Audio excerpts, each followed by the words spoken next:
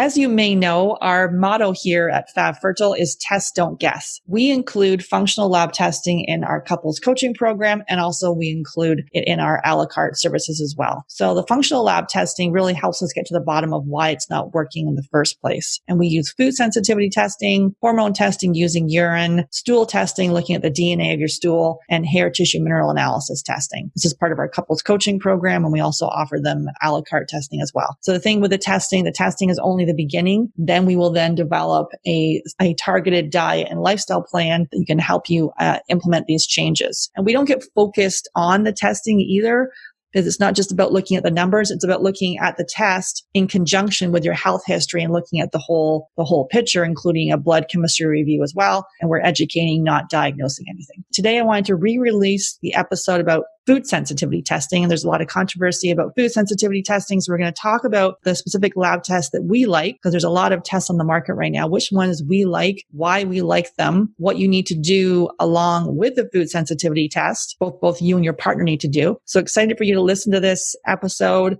on food sensitivity testing. What you place on your fork really does matter for your fertility. Looking at your diet is key. Feel free to leave a review on iTunes. Hey there, I regularly speak with 5 to 10 couples per week who are struggling to have their baby. And although we want to help everyone, we only have 2 spots available per month to work with us. So the Supercharge Your Fertility Discovery call is for action takers, and really people who are ready to move forward so they can finally have their baby. And if you're not ready and you wait, the risk is you'll need to wait 2 to 3 months for a spot to open up. So if you're seriously considering working with us, go to FabFertile, FabFertile.com, and click on book a free call. Then you'll be all booked in and ready to spend 30 minutes to give you the action plan to getting pregnant naturally. That's FabFertile, FabFertile.com, and click on book a free call. One theme that keeps coming up with the couples in our FabFertile couples coaching program is sleep. Whether it's insomnia, having a hard time falling asleep, waking up at night, or feeling tired when we wake up, sleep is critical for fertility and hormones. And that's why I'm so excited to have Blue Blocks as our podcast sponsor. So we're exposed to blue and green light from our phones, our tablets, our computers, indoor lights, and more. And this exposure impacts our melatonin production. And melatonin is essential for both female and male fertility. It helps determine the frequency and duration of our cycle and impacts sperm. There's lots of blue light blocking glasses on the market, but the ones from Blue Blocks, they've actually compared other popular brands, and Blue Blocks block 100% of blue and green light, while other brands fall short. So I have their sleep glasses. They have red lenses, and the ones I have are a little translucent frame, and they're so stylish and really cool. And so they eliminate 100% of the blue and green light in the 400 nanometer to 550 nanometer range. So this is exact range that has been shown in clinical studies to disrupt melatonin and negatively impact your sleep. So all you do is wear your sleep glasses after sunset until it's time for bed, and you'll notice improved sleep after just one use. And it's also cool to use when you're flying for managing jet lag. So I got to say, I was a little skeptical about the noticing improvement after one use, but literally I use these glasses and my sleep is actually already pretty good. I used them for one day, and I have to say, after one day, I had the best sleep of my life. I just felt so rested. So these glasses, they ship free and they're tracked for all orders anywhere in the world. And also they have all their frames come in prescription, non-prescription, and reading glasses. Plus you can send in your frames and they'll add the blue light blocking and green light blocking lenses to your frame. So this is an easy hack that you can add to your fertility toolkit. All you do is go to BlueBlocks, BLUBLOX.com. Use the coupon code GetPregnantPodcast at checkout and receive a 15% discount. That's BlueBlocks, BLUBLOX.com, and use the coupon code GetPregnantPodcast to receive your 15% discount. I didn't need to go to donor eggs. Obviously, I don't regret it. I have beautiful children. I could have done things differently, restored. I was still cycling back in my 20s. I could have looked at my health, the environmental toxins, the stress I was under. Many women are being told their eggs are too old. That's often merely an assumption that's not based on actual evidence. The reason being that there is no direct test of egg quality. You can't test egg quality. It's the man who's got a food sensitivity or he has a zinc deficiency. Like there can be a root cause to these symptoms that are, quote unquote, period problems, that the doctor will pass you a pill without any question of why. And some part of you knows that if you can reframe your journey from not want to struggle, or if it is struggle, learn how to embrace the struggle. Learn how to embrace it. Most conditions in the child occur during the 9 months of development. It's the genetic switches are turned on or turned off, and they're pre-programmed. So you are in such a powerful, amazing position to do amazing things for your kids. Why is IVF the first step? Because we believe it should be the last step. Welcome to Get Pregnant Naturally, where functional medicine and natural fertility solutions will help you get pregnant and have your baby. Hey everyone, I'm Sarah Clark, the founder of Fab Fertile and your host. I believe the functional approach is the first step for anyone struggling with infertility, and my aim is to help you get pregnant naturally. Today I'm welcoming Brandy Busco back to the podcast, and we're digging into why food sensitivity testing could give us clues about your fertility. Brandy is a functional diagnostic nutrition practitioner, certified transformational health coach, and EFT practitioner, and she loves supporting women so they can learn how the functional approach addresses the underlying cause of disease or illness. Thanks so much for listening. I'm so thankful that you're here. Make sure you hit subscribe. And if you know anyone else who is on the fertility journey, please share this podcast with them. Hey everyone, I wanted to jump in and just do an update as we're re-releasing this episode. We've got some new information to talk about the food sensitivity testing. So Brandy and I just wanted to give you some updates here. So there's a lot of misinformation about food sensitivity testing. If you've listened to this podcast, you know that the gold standard to figure out if you have a food sensitivity is an elimination diet. And I highly recommend that you go back to episode how and why to do an elimination diet. And this is for both you and your partner. Now, in this episode, we're talking about the reason we recommend a food sensitivity test, which is going to help you target specific foods that may be causing inflammation in your body and help reduce the stress on the body. So many of our clients have high sensitivity to gluten and the gluten cross reactors, which there are many. So Brandy, can you talk a little bit about that as to why we are doing the food sensitivity test? Yeah, and so you are correct in that there is no perfect food sensitivity test because our bodies are changing all the time. Every test is looking at something different. Their testing methods are different. So you're never going to be able to say do a food sensitivity test and do 3 different tests from 3 different companies and get the same results. It just doesn't happen that way. But they are a good tool to give us some insights into, what is it that you're eating right now that you are reacting to and that your immune system is creating a stress response to. And it doesn't necessarily mean that those foods are bad for you. For instance, you might come back with bananas or lemons or lettuce. I mean, those are healthy foods. The problem then is we have to ask the question, why is your body making antibodies to these foods? And let's start digging a little bit deeper. So it's a tool that we use to really help guide some recommendations for you while we're doing the work of continuing to dig deeper and being detectives and really seeing why are you having an immune response to the foods that you're eating, and what can we do so that we can help your body to heal the gut and heal itself so you can bring those healthy foods back into your diet. Absolutely. And so there's a lot of new food sensitivity tests on the market, and many of these, some of them can be good. So let's just talk about that a little bit differently, because I think there's a big flood of these at home tests. Even the last time that we've recorded this, which was about a year ago, there's more tests coming in the market. So what are you seeing around these new tests? I think it's a great thing because, companies are trying to empower us and put the power back into our hands where we can take care of our own health, which is really good. The problem with some of the testing on the market is you do the test, you get the test results back, but then you don't have somebody that can sit down and go through it with you. And a lot of times what we see is that you'll do a test and then you will look at it and take it at face value and then change what you're doing based on what the paper is telling you. Or maybe you are working with another practitioner or a physician and they're doing the same thing. They're treating the numbers on the paper rather than looking at you as a whole person. So we have to ask the question, whose test results are these? Who is this person? What is their health history? What are they dealing with? What is their lifestyle like?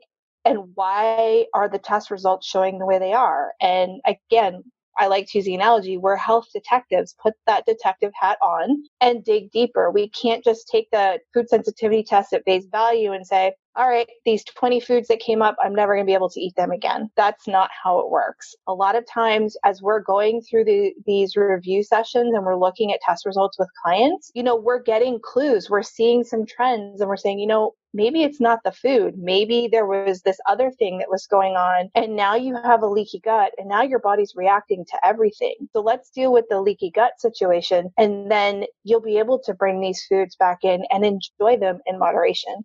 So the important thing to know is you need to look at it in context. You can't always take the test results at face value. And that's where working with a practitioner or a team of practitioners that really understand that is going to be beneficial for you. Absolutely. And so as of this recording, we're currently using the Leap MRT, which we're going to talk about in detail on the rest of this podcast episode. So make sure you listen to that. Leap MRT. And also we've added in the Zoomer bundle. So this really helps us dig into further sensitivities and we'll go over that in a minute. And then we're also we're using IgG testing. Can you just talk a little bit about the Zoomer bundle since we won't be talking about that? And this is probably a whole other podcast episode because there's a lot of information on the Zoomer bundle, but just a high level overview of it for our listeners. Sure. So Vibrant Wellness is a newer lab that has come out on the market in the past couple of years, and they started offering some more testing.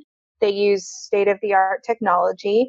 And one of the things that they pride themselves on is they have what they call the Zoomers. And so what the Zoomer means is they're going to take an individual food, so let's say wheat or gluten, for instance, and they are going to zoom in to that particular food and they're going to look at all of the potential different proteins in that food that your immune system could react to. Whereas on a conventional or, some other food sensitivity test, they may only be looking at a small handful of those proteins. Wheat is a good example. There are so many proteins. I think the last time I looked, it was close to 60. Mm-hmm. And, most food sensitivity tests are only looking at 4 or 5. So the likelihood is it may miss, a protein that you are reactive to. That's the nice thing about the Zoomer is that it is more comprehensive. It does look at a lot more markers. We are not using any of these tests to diagnose anything. So we're not going to tell you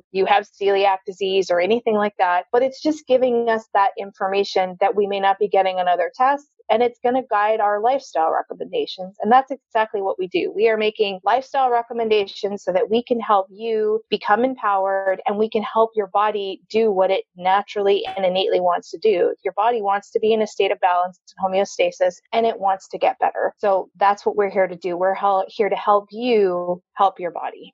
Right. And so we're looking at your health history and then determining which test is going to be right for you. And also we ship these tests worldwide, but not all of them are available in all locations. So we need to look at that as well. And then also the labs that we're using, just talk a little bit about those labs and why that's important. Yeah. And again, this is a conversation, a whole podcast we could probably talk about, but there are a lot of functional lab testing companies coming out of the market, which again, I think is a good thing because they're trying to service a market of people who are wanting to take their health into their own hands. And that's great. The reason that we use the test that we do is because we trust the companies that we partner with. We trust that they've been around for a very long time. They have a good history of efficacy. They have a good history of quality control. And so that's why we work with these labs. Newer labs, that's not to say that they don't have those same things. They just have not been around long enough to really prove that they are as effective, as cost effective. They have those high standards and they have all of the checks and balances in place to be a top quality lab. So, I'm not saying that one lab is better than the other and, a newer lab out there isn't great. They definitely could be. We just like to stick with what we know that has an established reputation. Awesome. So, and if you wanted to get a food sensitivity test done for you or your partner, you can just click on the link in the show notes. And you can book so there's a review that you book. And then once the review, the nutritional review is booked, then we will order your test. So that is additional cost for the test. So if that feels right for you, you can just click on the show notes or you can go to FAB Fertile and click on shop, and then click on the food sensitivity review in there. Awesome. So thanks again, Brandy, for joining us, and enjoy the rest of the episode. So welcome back to the show, Brandy. Thanks, Sarah. Thanks for having me back. Awesome. So today we're going to be talking about some of our favorite topics here. One of our favorite topics is food sensitivity testing. So first of all, let's just talk about, why a food sensitivity test is a good place to start when someone's struggling with infertility, because it seems like almost the last place to start, whereas we're like, it's the first. So that's a great question. We are eating food every single day. And because it's something that we have to take in every single day to sustain us, to give us energy, it's an important part of our life. And if we are eating foods that our body is reacting to or that our body is not agreeing with, that could be causing inflammation or causing some sort of reaction, then it's important to take a look at that and remove the foods that could be causing that for you. And each individual person is different. No one person or two people have the exact same reactions to foods that they eat. So by doing a food sensitivity test and eliminating those foods that we're sensitive to, we're actually giving the body the opportunity to kind of calm down, allowing our immune system to calm down a little bit, and also allowing some inflammation that could be going on under the surface to calm down, which gives our body the opportunity to begin to heal. Yeah, totally. And both Brandy and I struggled with food sensitivities. Brandy was later diagnosed with celiac disease, but had all these different symptoms her whole life. So you can definitely check out Brandy's podcast on episode number 2, where she talks about, for her, it was a link with anxiety and food sensitivities and a whole host of other gut infections. And then for me, you've heard my story where I found out years later. So for me, it's gluten, dairy, and corn that I've eliminated from my diet, and later a gut infection. So episode 0, you can check out my story as well on my website, fabfertile.com, fabfertile.com. Yeah, let's talk about, how do we measure inflammation in the body? So there's a few ways of doing it. One of the more common tests that you can get run with your doctor would be an HSCRP, or high sensitive C-reactive protein. And that's just a marker that can give us some insight into how inflamed your body is. There's other ways that we can look at inflammation because we can't physically always see it. I mean, obviously, if you have swelling joints or things like acne is kind of a form of inflammation of the skin. Those are kind of some outward signs that you have some inflammation. But some other things that you could notice are things like joint pain, headaches, even so much as like bloating, gas and bloating, or if you've noticed that you've been, working out and you feel like you've been eating right, but yet you're still gaining weight, or you're, putting on a lot of weight in the middle. Those are all kind of signs of inflammation. And that's a good time to do what we do when we work with our couples, is take the functional approach and let's look at all of the lifestyle factors that can be contributing to that. And one of those factors is definitely food, because as I mentioned before, we all have to eat every day. So if we're eating foods every day that we don't know we're sensitive to, that could be causing a lot of inflammation, causing our immune system to be on high alert. And then that has a downstream effect of affecting our hormones, our fertility, and our health in general. Yeah, absolutely.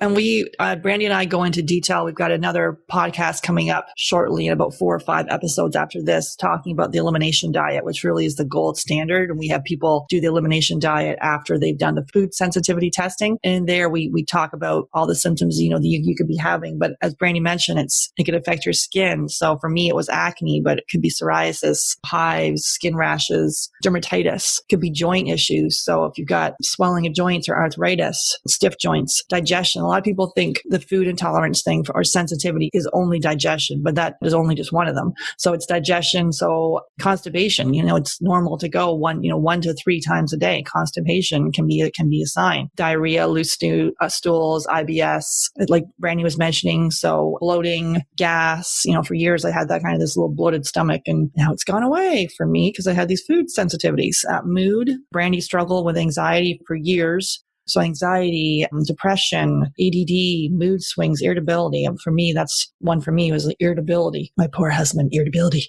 And then autoimmune. So MS, diabetes type 1, Hashimoto's, Graves, lupus, all those autoimmune issues could be linked back. So those are, again, kind of clues, again, to listen. We always say to listen to what your body is saying. So clues, there could be inflammation in your body. Yeah. So, and we've had women get pregnant just by like reading my book. So Fabulously Fertile, taking the recipes from my cookbook. So the Fabulously Fertile cookbook, and that's, removing the top allergen. So for them, maybe just removing gluten, and, after years of struggling, they've been able to conceive. But everyone is different, and there's not one diet that works for everyone. We really believe in that personalized approach, as we talked about, using testing as a foundation of this. To see, Brandy and I may not be able to tolerate gluten, but maybe you can. So it's just to really see what's going to be right for you. Yeah, for sure. And like I said, everybody is different. No two people are the same when it comes to how they're going to react to certain foods. Mm-hmm, mm-hmm. And as we said, part of our couples coaching program, we have them start with a food sensitivity test, and then they do the elimination diet, and they really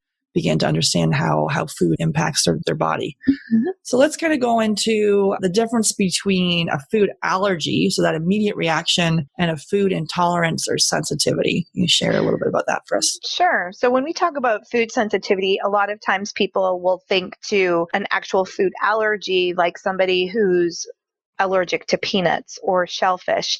And those are the type of people where if it's in the air or they're exposed to it, they kind of get this anaphylactic type reaction where it's an immediate, their lips may swell, they may immediately get hives, their throat starts to close up, their tongue starts swelling. I mean, these are immediate reactions that tend to be or can be life-threatening.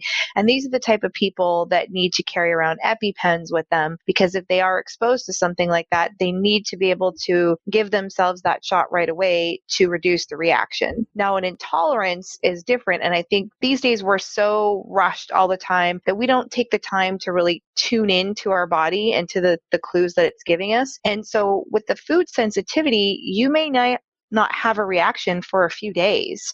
So, I mean, some people, it could be a delayed reaction within a few hours. So for instance, with myself, if I have dairy, within a few hours, I'll start to feel a little achy, or I'll start to feel like I've got some sinus congestion building up. The same is true for gluten. I can usually figure that out within a few hours because I just start to not feel well. I get headaches. But for other people, that intolerance could be a headache that you get 2 days after you've eaten the food. Or it could be, it's very common for people who are sensitive to dairy to have dairy, and then the next day they wake up and they have acne that wasn't there before. Those are some things that would be considered a delayed reaction or a food sensitivity rather than a food allergy. Yeah, and that's the people you never really connect the dots. So the bread you have on Friday, on Monday morning, you're like, why do I have these headaches? Or why do I all of a sudden have acne? Or why are my joints stiff? And you just think that's either you getting older or that's just your genetic makeup that you're meant to feel this way. And that's not the case.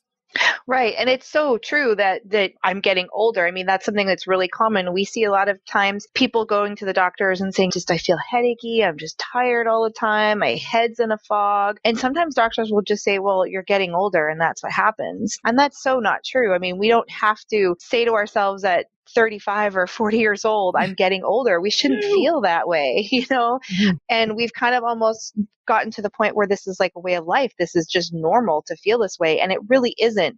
And when you do a food sensitivity test or you do an elimination diet and you remove these foods and you start to feel what it feels like to feel good and have a clear head, and then you eat a food that you're sensitive to and you actually can see what it feels like, it's like, whoa, it's not worth me eating that, because I actually had a clear head for a week that I haven't experienced. I haven't experienced this clarity of mind for months, even years, in a lot of instances.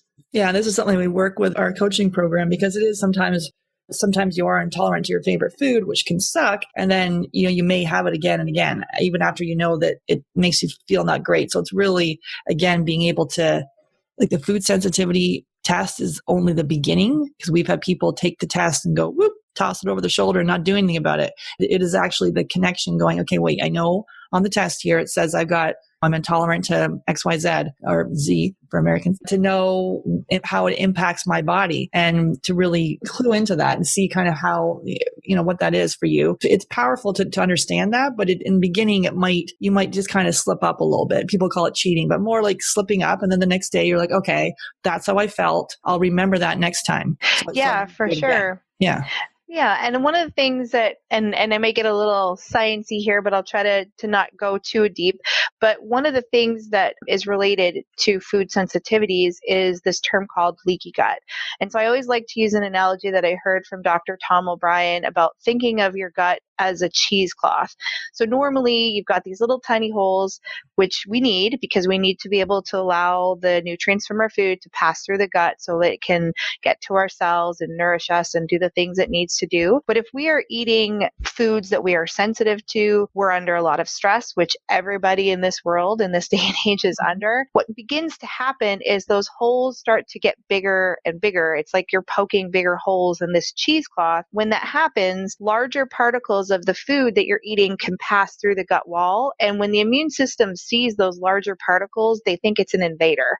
And so they start mounting a response. They're like a little army that comes out and they say, this is foreign, this is a bad guy, we don't need it in the system. And they start to create antibodies.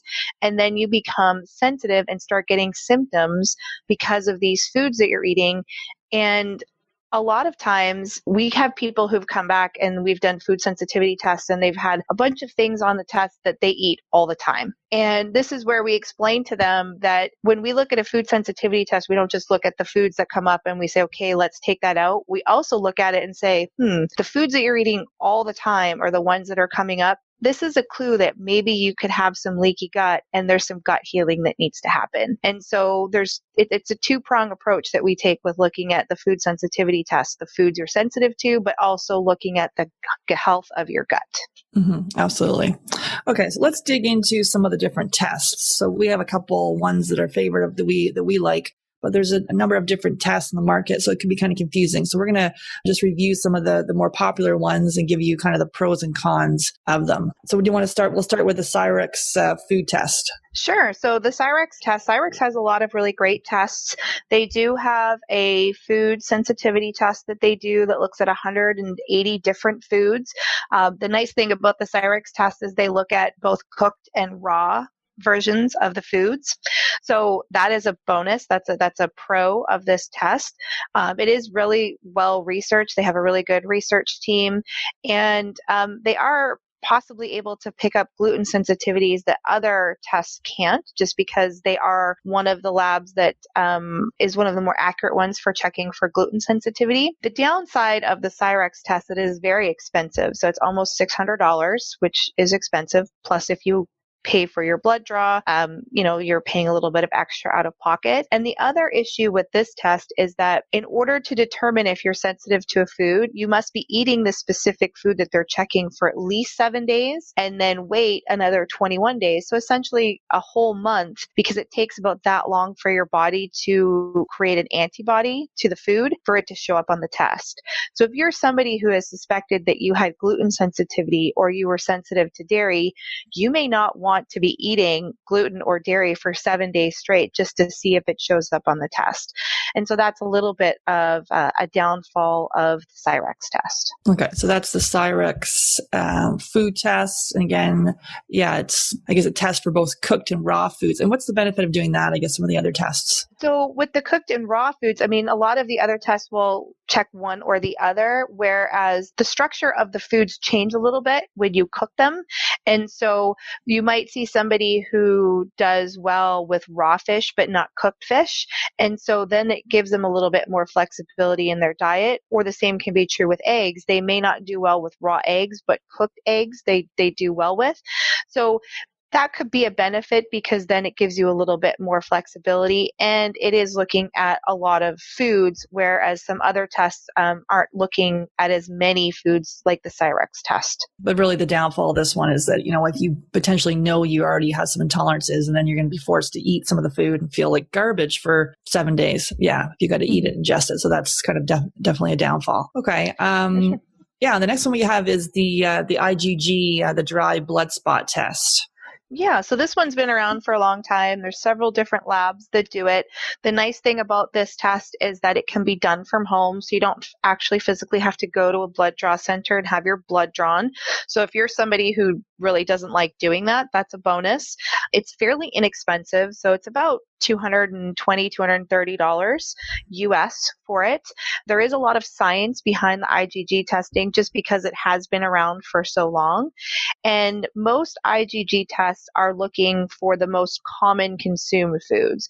So that's a benefit, but it also can be a downfall of the IgG test because it only checks about 100 different foods. So it may miss things that, it doesn't do like 500 foods where it's only going to do the most common things. So it could miss some things. And there are some different variations of IgG blood tests. So if you're a vegetarian, there's usually a vegetarian panel that we can choose from. So it'll contain more common vegetarian foods. And it also has an Asian food panel. So if you are somebody who eats a lot of Asian food, such as miso, shiitake mushrooms, those sorts of things, we could choose a panel that would be more suited to the common foods that you eat. So just to reiterate, it's the simplicity, it's fairly inexpensive, and it can kind of get to the point rather quickly and look at the most common foods. Now, some of the cons of the IgG test is, again, it only tests for 100 foods. You do have to do a finger stick. So if you're somebody who gets really nauseous at the sight of blood, you have to be able to prick your own finger and drop blood on a piece of cardboard paper. So if that's something that you can't do, that is a drawback of this test. Yeah, I actually had a little problem with that. I remember they give you 2 little finger sticks in there, and for some reason I don't know how I did it, but I broke the first one, and then the second one, something happened to both of them, whatever it was. And so then I'm like, oh my goodness, how am I going to prick my finger? And so I thought, well, I'll get a little knife and cut. Oh. And then no, I couldn't do that. I'm like, I don't know how, panicked. And then I was able to eventually the one, I guess I thought that didn't work. I was able to squeeze and squeeze and squeeze my finger. But yeah, I could see, and I don't normally get dizzy or nauseous by the sight of blood, but I definitely had some issues with the finger stick. Yeah. But it is easy to do it at home, and eventually I was able to get because there's four little blood spots that you Yes. squeeze your little finger onto. So yeah. Yeah, so people are familiar with pricking their finger for checking blood sugar at home. It's similar to that, but you require more blood than you would just to check your blood sugar. So that's a benefit, but it's also a drawback. So like Sarah said, if you're somebody who's really queasy about that, you may not want to do this test. Now, one of the other cons, a lot of them don't check for chemicals in food additives, which is a bit of a drawback because there's a lot of times people are sensitive to additives in foods like food colorings and MSG. So these tests generally don't check for that. And this test actually does not pick up non-immune responses like histamine intolerance or a lectin intolerance. So it's a good test because it's cost efficient. You could do it at home, but it doesn't check for everything. Just back up on that. Can you elaborate on the histamine for people? Did you see lactin? Lectins. So, like the LECTIN. Yeah, so histamine intolerance, these are people that if you have wine, a lot of people that are sensitive to fermented foods, so wine, pickled foods, kombucha, even some cheeses because they're fermented in a way. And if you kind of get this response, like you get a flush or you suddenly get a headache or you feel really weird after you eat those foods, that can be a histamine response. And so if you're somebody that's having that sort of response to foods, this IgG test won't pick that up. And then the other thing we talked about is lectins. And so some foods, actually there's quite a few foods that have lectins, which is a protective mechanism on the food that protects them from being eaten. And some people do have a sensitivity to the lectins in foods, and IgG tests don't check for that. Yeah, I have a histamine thing. So when I have wine, it's like my face starts flushing. So I'm like, yep. Okay, the next one we have is the ALCAT test, ALCAT test. Yes. So this is a very popular test. Again, it's been around for a really long time. There is a lot of science around it. And what the ALCAT test measures is the individual responses to foods and supplements and substances, And one of the things that's good about the ALCAT test is that there are a lot of panels out there and it can test for hundreds of food additives. So if you're somebody who has the money, because it's a very expensive test, and you want to look at a lot of different things, the ALCAT would be the way to go because there are panels, I believe, that can look up to 600 different foods, additives, and things in the environment that you can be sensitive to. And the way it works is it's a patented technology that was invented and to look at the different responses that the body can have. Now, again, like we mentioned, a pro is that it does look for several different types of foods, food additives, molds, herbs, supplements. A con is that it can be quite expensive. So their lowest panel, I think, is around $400, and you can get a panel up to $1,200, and it does require a blood draw. So as I said, if you're somebody who money is not an issue and you want to look for all these things, ALCAT may be a good way to go. But if you're on a budget, it may not be the best test for you to look at. And then the next one we have is the LEAP MRT, and this is one a test that we like. Yeah, so the LEAP MRT stands for Mediator Release Test, and this is a test that uses a technology where it's looking at changes in red blood cells, and which is a measure of how the immune system is reacting to the foods. So when the immune system sends out their signals that to an invader coming into the body, they send out these certain chemicals like histamines and cytokines and prostaglandins, and these are just technical terms for the different hormones and chemicals that the immune system can release in response to what they consider a foreign invader. And what they do with the MRT is they actually look under the microscope and they observe changes in your blood cells when certain food proteins are introduced. And so if they observe a change like they swell or they shrink, that is considered an immune reaction to the food. And the nice thing about the MRT is that unlike the IgG test and the Cyrex test, you don't need to be consuming the foods. So this is good for somebody who, if you suspect that you have gluten sensitivity or dairy sensitivity and you don't want to have to eat those foods for at least a week, you wouldn't have to with the MRT test. It's not required for you to do that. And a blind peer-reviewed study of the MRT found it to have the highest level of accuracy. So it's about 95% sensitive. So it is a really great test. Now, having said that, there is no perfect test out there, and the LEAP MRT check for currently 170 different foods and food additives. So it's not as many as the Cyrex and it's not as many as the ALCAT, but it does have some other positives that go with it. Now, the cons to the MRT test is it's a bit more expensive, so about $350, $330 if you're getting it through a practitioner. It is available in the United States and some places overseas, like in Europe, in Canada, but because it requires a blood draw, it tends to be a little bit more difficult to get overseas. So it's a test that we generally just recommend to people we work with in the United States. Okay. Yeah. And so that typically we would recommend our first place to start would be with the LEAP MRT, depending on location of the person. And then next one would be the IgG. Yes. Yes. And like I said, there is no perfect test. And Sarah mentioned this at the beginning of the podcast, that the gold standard is an elimination diet. That really is the best way to check, by eliminating a whole host of foods for a certain amount of time and then slowly reintroducing and observing how your body reacts. Because of the ability for our body to, with the leaky gut going on, we can get some situations where we've seen this often, where foods are coming up that we're sensitive to, but it could be just because we have leaky gut, we have some other things going on. And so just because you're sensitive to it now and we do a food sensitivity test doesn't mean you're never going to be able to eat that food again. Mm-hmm. As we heal the gut, and if there's gut infections on in there, then these things can improve. Yeah, and I guess and then there's also some cross reactors. I just wanted to kind of go into. Actually, I'm just going to back up for a minute. So yeah, with the elimination diet, we'll be doing an in-depth episode about that, and as I say, in 5 or 6 episodes from this one. But just right now, if you're listening to it, so the top allergens that we recommend to take out for 10 days are dairy, gluten, corn, eggs, soy, and peanuts. So you take those out for 10 days, and then you systematically reintroduce them. My fertility preparation program will guide you through that, or you can simply do it by yourself. It's just reintroducing them and making sure that you're really like the reintroduction period is the most important, making sure you're using a symptom checklist and seeing how you're feeling. But as I say, we're going to go into that in more detail in a little while. And as far as some cross reactors to gluten, because some people think, oh, I'm gluten free, and there still could be inflammation in the body because there's other foods that can still mount an immune response in your body and could have give a similar reaction, or I guess the body actually sees them as gluten. Yeah, so this is a good point. With the food sensitivity testing, there's no test out there that I'm aware of that checks for all of the different components of wheat or gluten.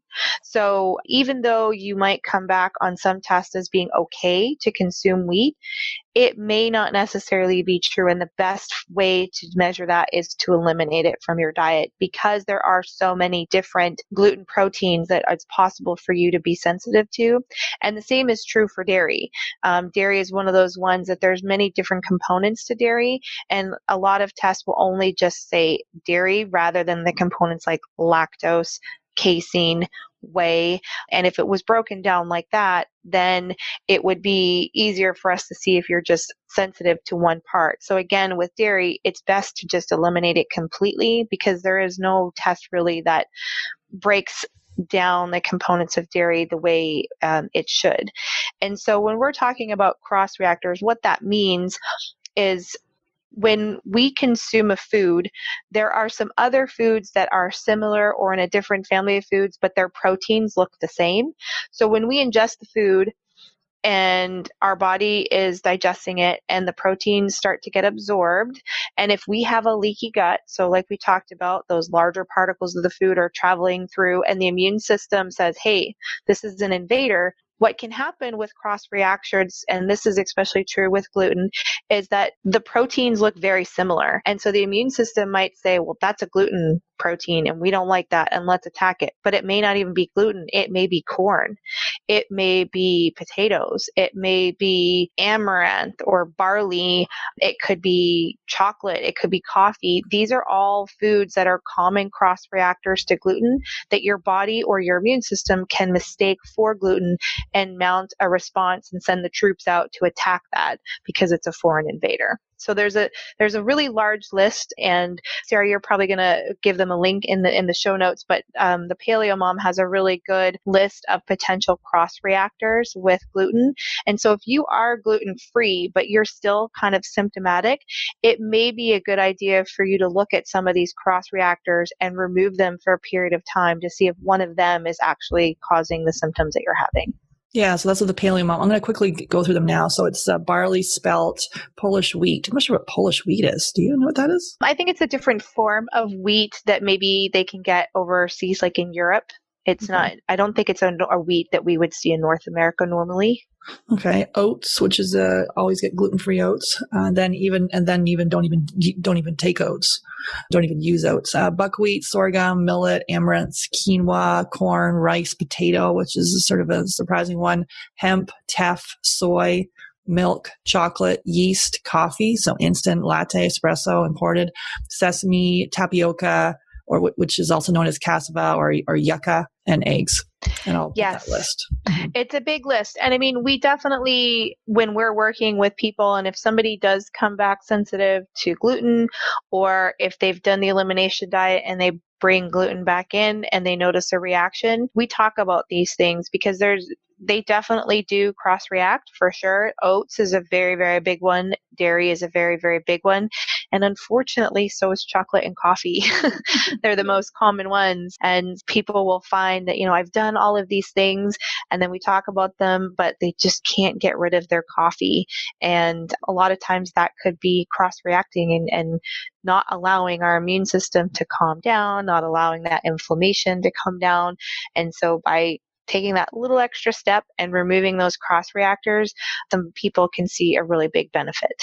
Yeah, again, your survival. So if there's inflammation in your body, the body wants to survive. It doesn't want to procreate. So it's really important to address these things to then reduce the inflammation in your body. So let's just kind of, when we work with clients, so kind of share with you what we do here. So we start with a food diary, and we have them do a food diary, typically, I don't know, maybe five to 7 days, or even a couple days is good, but 5 to 7 days would be a good start. And then it's quite a detailed form that we give them. So maybe can you share a little bit about that, Brandy? Sure. So the food diary is an opportunity for you to write down the foods that you're eating, so what you had for breakfast, and then it asks a series of questions that has you kind of take some time to tune into your body and see how it's feeling. So we ask questions like, did that meal energize me? Was I hungry an hour later? Did my mood change? Did I have a clear mind? I mean, these are all things that, because we're in a go all the time, we don't typically stop to ask ourselves whenever we eat. And so it's a good opportunity for you to learn to slow down and step back and tune into your body and ask these questions. And by doing that, it can kind of give you some clues as to, well, I had oatmeal for breakfast today, and I kind of got a brain fog right away, and I was craving some sweets like 30 minutes later. And a lot of times, like I said, we don't notice that, but by tuning in and seeing that, we could say, well, maybe oatmeal is not the best thing for me. Maybe I need to add some more fat to my meal. Maybe I need some more protein to make me feel more satiated, to make me have more energy. So this is why we do the food diary, because it helps you to tune into your body, but then it also helps us because we kind of have a second look and can see from the outside looking in type of idea, giving us some clues on maybe there's some blood sugar situations or irregularities. Maybe there's some imbalances and you're not eating enough food. This is actually very common. I see this a lot. We as women are just afraid of things like fats. And so we're always going around taking quick snacks, a lot of times some carbohydrate heavy foods, not having enough protein and fat. And we actually do need a good amount to feel satiated, to balance our blood sugar. And the proteins and fats are important for hormone health. So this is another thing that we commonly see is even under eating.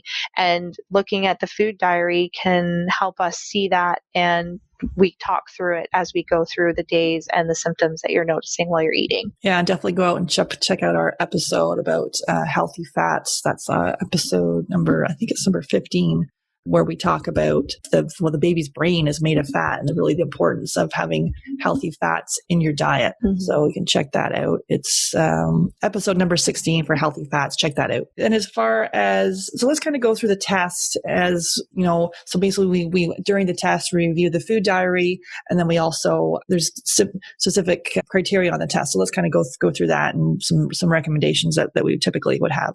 Sure. So, I mean, each test is a little bit different on how they report information. So, for instance, on the MRT, we kind of get a bar graph where we'll see green, yellow, and red. So, kind of like go, caution, and stop. And the IG test is similar. There's not the colors, but there's a bar that gives us kind of a measure on how sensitive or how reactive your body is being to the foods. So, the more reactive, in the instance of the MRT, if it is in the red, so if you, let's say, had a bar that went into the red for carrots, for instance, then we would definitely recommend anything in the red to take out for a minimum of 3 months. And that's a minimum. It may be longer, but a bare minimum would be 3 months or 90 days. Now, if we see foods that come back as caution or yellow, those are foods that we recommend you take out for at least 60 to 90 days, but 90 days again would be ideal. And then anything that is lower, so that bar graph is really low and it's in the green, those are kind of the go foods.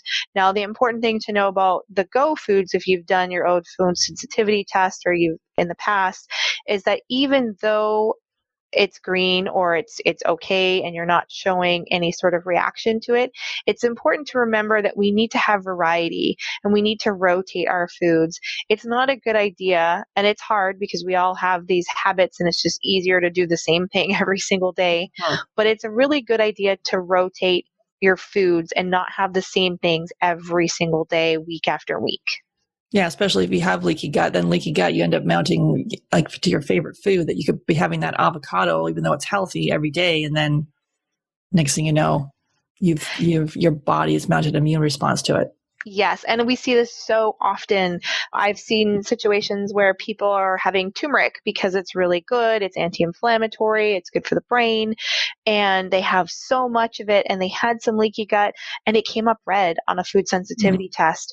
And I remember that my client at the time saying, "Oh my goodness, like I'm never going to be able to have this again." That's where we kind of take that step back and we say, "Okay, it's not forever. Let's do some deeper testing." And that's why we don't just do a food sensitivity test. We go deeper and let's do some gut healing. Let's reduce all of the things that in your body and in your life that can be creating stress, could be creating inflammation. And let's try to reduce those and allow the body to do what it naturally wants to do, which is heal and be in a state of balance. And by doing that, we can eventually reintroduce foods. And that really is the goal. The goal is to allow your body enough time to heal and repair the gut as it needs to so that you can reintroduce these foods, which a lot of times are very healthy in your diet, but then remember to rotate them and not eat them every single day. We see this very commonly with eggs because it's so easy for us to just have eggs for breakfast every morning. I had a situation where I had pineapple because it was so good and I loved it. And I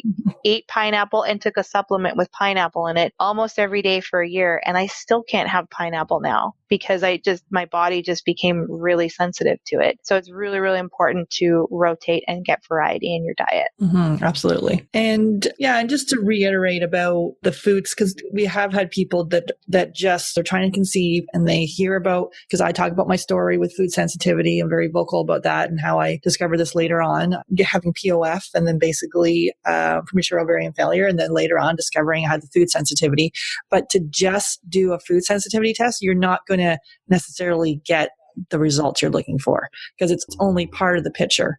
And we don't want you to get frustrated if you've done a food sensitivity test and now you're like, oh, I've eliminated all these foods. Why am I not pregnant? Well, there could be a hormonal imbalance due to the fact that you have a gut infection. There could be other things going on. So it's just only part of the equation. Yeah, it's a good starting point, especially, if you are on a budget and you want to start, it's a good starting point. But as you said, Sarah, it doesn't give us the whole picture. You could be having issues with digesting your food. Maybe you've been on birth control for 15 years and didn't know that it actually affects your body's ability to absorb nutrients. So you could be lacking nutrients. And so just eliminating the foods isn't going to take care of aiding your digestion completely or allowing your body to absorb the nutrients that it's needing or balance hormones, or even let's say you have gut infections like bacterial infections or parasites. These are all things that can have an effect. So while food is a good place to start, there's definitely a lot more things to think about and to look at and to dig deeper so that we can kind of do a whole lifestyle approach and give you the best possible tools and information to get on that journey to heal your body, allow your body to do what it naturally wants to do, and hopefully balance hormones so that it can improve fertility. Yeah, so as recommended, we recommend that the LEAP MRT test, as we say, you can get that throughout the U.S., except New York State. You've got to take it, you have to do the blood draw outside of New York State. Yeah, so New York is a little bit difficult, but if you live in New York, it doesn't mean you can't do the MRT test. It just means you would have to travel out of state to have your blood drawn for this test. And then elsewhere, we'd recommend the IgG and all of these kits. We ship them internationally, so it's super easy. Just basically, we ship them off, then we do a consult. So as part of our couples coaching program, we do the food sensitivity test, we do the Dutch test. So I've got Dr. Carrie Jones, who's the medical director of Dutch. She'll be coming on to talk about the Dutch test. The episode's not going to air until probably July. She'll be talking about that. And then we also, as we were talking about, do a stool test. We use the GI map stool test. Again, you can go back to episode number 6 and we talk about all the testing and things that we do in our couples coaching program. But really, and then it's developing that personalized diet and lifestyle program that's personalized diet that's really just for you and lifestyle strategies that are just for you. And then we dig into that emotional mindset and using coaching to help you deal with, because we can have this pristine diet and we're talking in these the next episodes here we're talking a lot about diet, and in the beginning of the podcast the first 3 months we talked a lot about mindset. So again, you can have a perfect mindset, but then if you're eating cheeseburger, not necessarily going to get the results that you want. And likewise, this perfect pristine diet that's totally customized for you, but then you've got all these mindset and a lot of emotional heartache and struggling to conceive. It's, to me, we believe in a holistic approach. And so it's all of it, not all at once, but taking that targeted approach. Yeah, you can't out diet a bad lifestyle where you're not sleeping, you're over exercising, and you're super stressed. But you also can't out meditate eating a poor diet. So it's everything. All of the components are really, really important. You can't just do one thing. It's all the lifestyle things. And I mean, as a health coach, I mean, I don't have a perfect diet. There's still times when I struggle. There's still times where there's foods that I know my body doesn't do well with, but I still want to eat. And so it's a struggle for everyone. And that's why we try to give you the support that you need, because we know that it's hard. It's not easy to make all of these changes. And we're there to kind of cheer you on and help you along the way so that you can get to where you want to get to. Yeah, totally. So feel free to, you can check out in the link in the show notes. There's a link if you wanted to book a free call, and we can see, we can talk about the food sensitivity testing and see if that's going to be right for you, and talk about the couples coaching program as well. So there's a link in the podcast for that. Anything else, Brandy, as far as the food sensitivity testing that we haven't touched Yeah, on? so the only other thing I wanted to mention is, I mean, this isn't just important for women. This is also important for men as well. So, I mean, men are just as affected by how food can impact their body. So, I mean, if you're a couple that's going through infertility or struggling with some health issues, maybe both of you look at doing some testing or doing elimination diet. And there's no harm in doing it, and it's only going to improve your health in the long run. Absolutely. Yeah. Typically we work with women that are struggling with infertility. Then the partner comes along and joins us in the program, and typically we'll do the elimination diet with their partner and make these diet and lifestyle changes and, mindset shifts along the way. But also we've had the partner that wants to do some additional testing as well to get their health and, the optimum range. Because really we talk about healthy parents, healthy pregnancy, healthy baby. It's future generations. For sure. It's very, very important. Awesome. Great. Well, thanks for coming on the podcast again, Brandy. Love talking about this.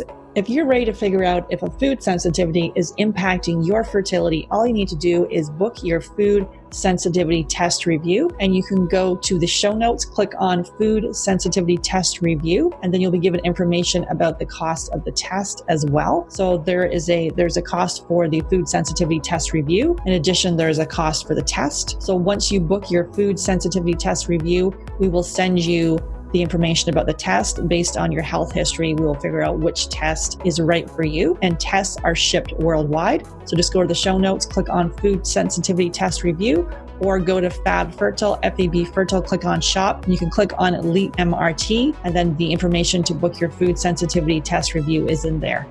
Melatonin is important for female fertility. It helps regulate hormones and maintain the body's circadian rhythms. Plus, it helps determine the frequency and duration of the menstrual cycle. Plus, it impacts sperm count and motility. Blue and green light negatively impact our melatonin production. That's why we recommend Blue Blocks, blue and green light sleep glasses to all our one-to-one clients. Simply go to Blue Blocks, BLUBLOX.com, and use the coupon code GETPREGNANT podcast at checkout to receive your 15% discount. That's BlueBlocks, BLUBLOX.com, and use the coupon code GetPregnant podcast. Hey there, I regularly speak with 5 to 10 couples per week who are struggling to have their baby. And although we want to help everyone, we only have 2 spots available per month to work with us. So the Supercharge Your Fertility Discovery call is for action takers, really people who are ready to move forward so they can finally have their baby. And if you're not ready and you wait, the risk is you'll need to wait 2 to 3 months for a spot to open up. So if you're seriously considering working with us, go to Fab Fertile, FABfertile.com, and click on Book a Free Call. Then you'll be all booked in and ready to spend 30 minutes to give you the action plan to getting pregnant naturally. That's Fab Fertile, FABfertile.com, and click on Book a Free Call. The Get Pregnant Naturally podcast, including show notes and links, provides information with respect to healthy living, nutrition, lab testing, and is intended for informational purposes only. The information provided is not a substitute for medical advice, diagnosis, or treatment, nor is it to be construed as such. We cannot guarantee that the information provided on the Get Pregnant Naturally podcast reflects the most up-to-date medical research. Information is provided without representation or warranties of any kind. Please consult a qualified physician for medical advice and always seek the advice of a qualified healthcare provider with any questions you may have regarding your health and nutrition program.